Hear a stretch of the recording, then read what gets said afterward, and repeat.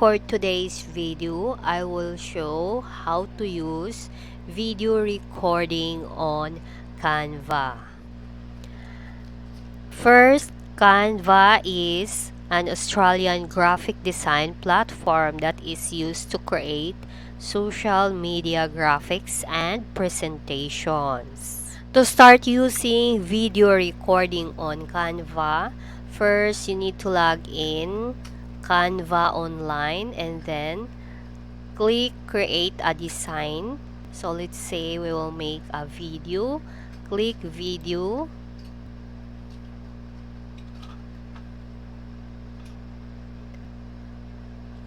Then click uploads on the left side. And then click record yourself. To start recording, you need to set up your camera and microphone. And then you can select camera alone or camera and screen or screen only. So if you will choose camera and screen, so you need to select the window, entire screen or a window. Now we will try to record. So by the way, you can move your camera. So I off my camera. So you can position.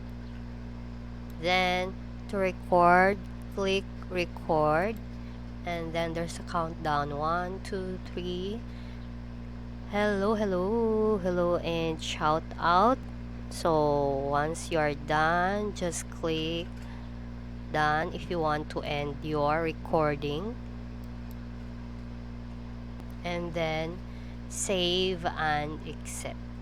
To locate your files after recording, just go to uploads and then click videos. Thank you for watching.